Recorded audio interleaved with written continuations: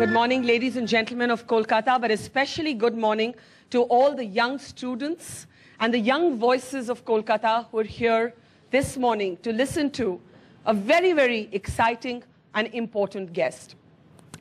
Our guest this morning seems to, when she's not in Washington, D.C., be living in an aeroplane. And I'm not joking. You know how many miles she's clocked up since she took over as Secretary of State in 2009? Any guesses, guys? I bet you can't guess. More than 700,000 miles. I actually think somebody there got it almost right. That worked out.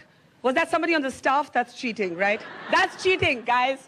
All right, more than 700,000 miles, 95 countries, works out to about 25 trips around the globe. And yet not once does she show signs of any flagging energy. In fact, as she arrives in India, making Kolkata her first stop, she's just completed two very important visits to two other countries. China first, then Bangladesh, and now, of course, here in India as an old friend. She is one of the most influential women anywhere in the world. And in fact, a Gallup poll in the United States of America has consistently called her the most admired woman in the United States of America for more than a decade. And I know how excited we are as Indians to welcome her to our country today, and of course the people of Kolkata to welcome her to her first stop in India, which is Kolkata. We're going to be having a very exciting conversation this morning, and it is my privilege and honor to welcome to India and to the stage Secretary of State Hillary Clinton. Let's have a huge round of applause.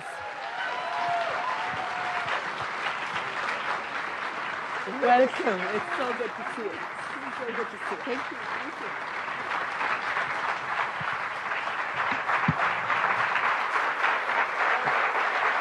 Thank you. Thank you. It is so wonderful to be here with all of you, and I want to thank Barkadat for agreeing to moderate our discussion, and everyone at NDTV and at La Martiniere.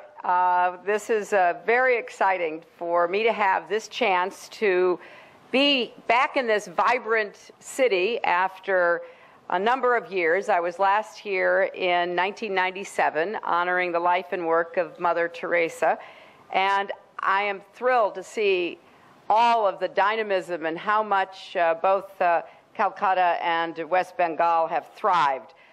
So here we are in the economic and innovation hub of Eastern India, and I just want to make a few comments before we have a chance for a conversation. I wanted to do this because certainly for me, the work that I do every single day, the miles that I fly, are about trying to see what all of us together can be doing to bring peace and prosperity to the world, because most of the world's population are young people. That's true in India, but it's true in most places in the East and particularly in Asia and South and East Asia. So it's truly about what you want for your futures, and the relationship between our two great democracies is one that is going to help determine the kind of future that we have. As President Obama told the Indian Parliament, the relationship between India and the United States will be one of those defining partnerships of the 21st century. Why? Because we are united by bedrock beliefs about freedom, democracy, pluralism, and opportunity. And also, our economies are increasingly interdependent. When I first visited India in 1995, trade between our countries was about $9 billion. Well, today it's more than $100 billion. And that makes a difference in the lives of people in both countries. I was talking with some friends here last night, and they were referencing the jobs and opportunities created by the Pepsi Frito-Lay plant here, and how it's not only for the people who work in the plant, but for all the farmers whose incomes are going up because they have guaranteed contracts for their products. So there's a lot of progress, but we always think that more can be made to reduce barriers, open markets to greater trade and investment. Economic reforms from manufacturing to retail can spark growth, create jobs, and lower prices for consumers in both countries. Increasingly also, our strategic interests are aligned.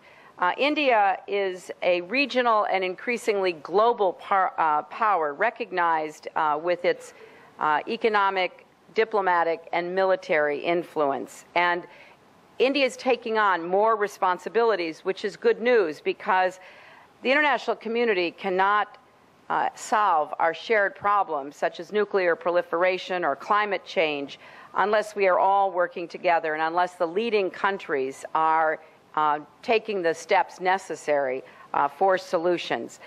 I think here in Kolkata, you've always been at the forefront of India's engagement with the world. I know this city is sometimes called the gateway to the East, and increasingly, India's Look East policy will be essential for the growth of India, but even more importantly, for the entire integration of the Asia-Pacific region.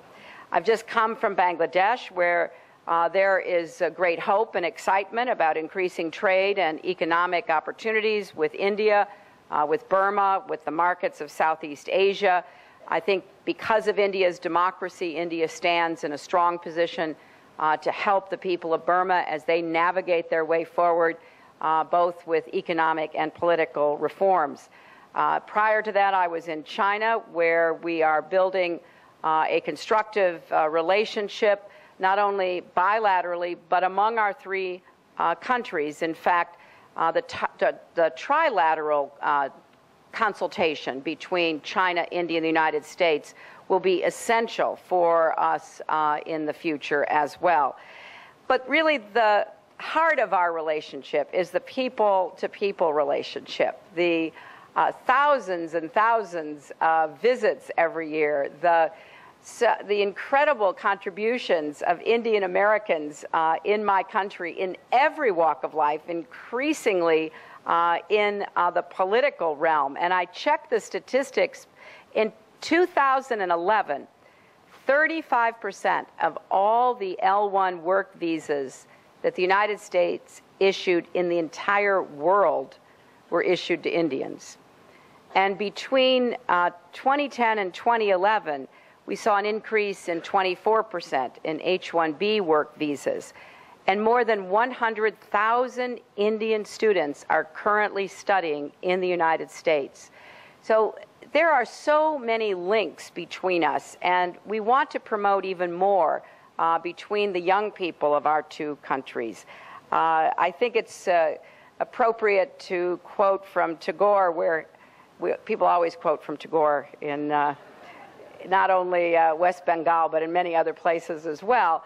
I discovered him when I was in college and have been a fan ever since. And one of the quotes that I liked when I was your age, and I like now that I'm my age, is "Age considers, youth ventures."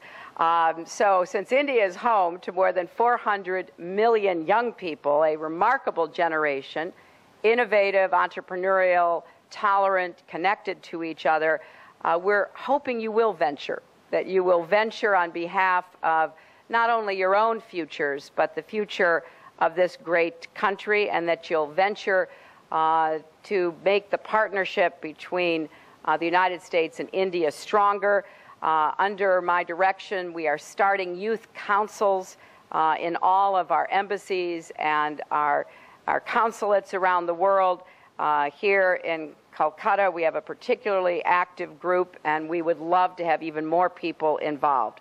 So with that, I'm looking forward to the conversation, and I think it's fair to say that I have probably been asked nearly everything in my long life and public life. So just please feel free with Barka's lead to have a real conversation for the time we're together. Thank you all. Thank you. Do you need help with No, the I mic? can do it. Yeah, okay.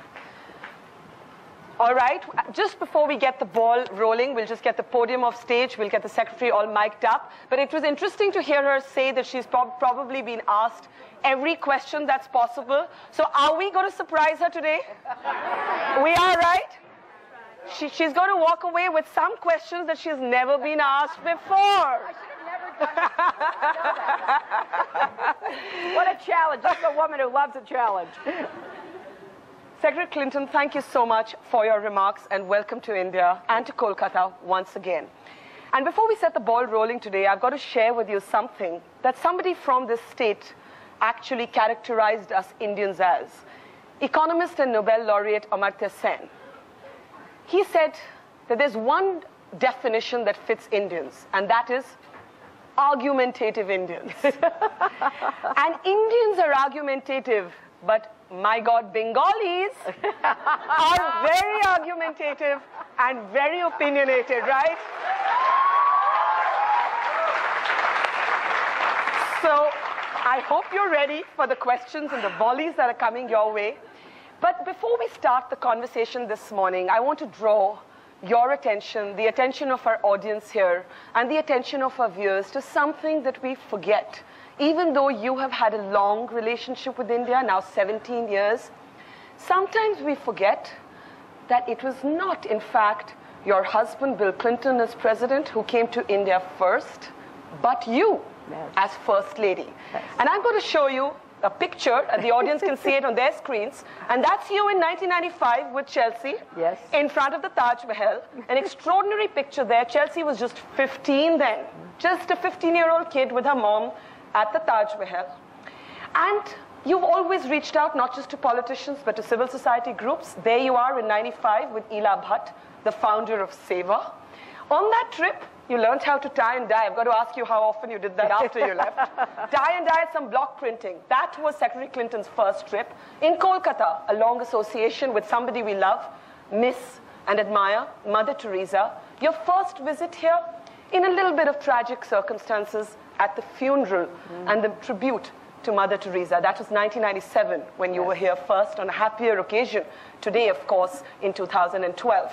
A long relationship across political dispensations. That's Prime Minister Vajpayee at the White House, Sonia Gandhi, whom you've known over the years, different moments. That's a great photograph. I love that photograph.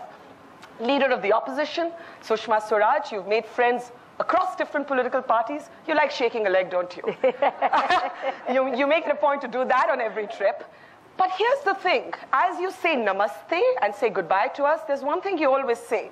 Every Indian meal that's coming up leaves you on a diet of carrots and celery for the next many weeks. That's very true. So that was a flashback, but I've got to ask you, because we're hoping you managed to tuck into a hearty Indian meal, how many carrots and celery coming up in the next few weeks? Well, I leave here and I go to Delhi, so by the time I get home, I think it'll probably be at least a week of celery and carrots, don't you think?